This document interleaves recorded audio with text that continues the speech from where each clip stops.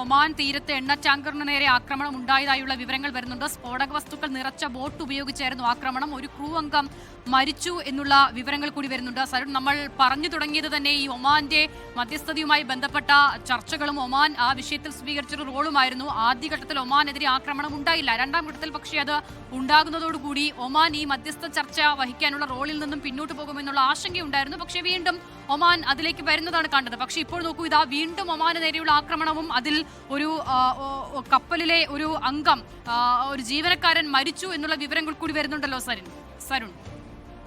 ചുറ്റുമുള്ള രാജ്യങ്ങളെ ഇറാൻ ആദ്യഘട്ടത്തിൽ ആക്രമിക്കുമ്പോഴും അതിൽ ഒമാനെ മാറ്റി നിർത്തിയിരുന്നു. പക്ഷേ പിന്നീടുള്ള മണിക്കൂറുകളിൽ ഒമാനെ ആക്രമിക്കുന്ന കാഴ്ചയാണ് നമ്മൾ കണ്ടത്. ഒമാൻ ഈ സംഘർഷത്തിൽ, അമേരിക്കയും ഇസ്രായേലുമായുള്ള ഇറാന്റെ സംഘർഷത്തിൽ മധ്യസ്ഥത റോള് വഹിച്ചത് ഒമാനായിരുന്നു.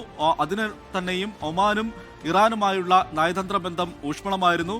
നേരത്തെ ഈ അമേരിക്കയുമായുള്ള ആണവ ചർച്ചകളുടെ തുടക്കം അത് മസ്കറ്റിൽ നിന്നായിരുന്നു, ഒമാനിൽ നിന്നായിരുന്നു. ഒമാനായിരുന്നു ഇതിന് മധ്യസ്ഥത വഹിച്ചത്. പിന്നീട് ഈ ചർച്ചകളിൽ, ജനീവയിൽ നടന്ന ചർച്ചകൾക്കും ഒമാൻ തന്നെയായിരുന്നു അതിൽ മധ്യസ്ഥത വഹിച്ചത്. അങ്ങനെ ഒമാൻ ഇതിലൊരു മീഡിയേറ്ററുടെ റോളായിരുന്നു ഈ സംഘർഷം ലഘൂകരിക്കാൻ എടുത്തിരുന്നത്. പക്ഷേ ഇപ്പോൾ ഒമാനിലേക്കും ആക്രമണം തുടരുകയാണ്.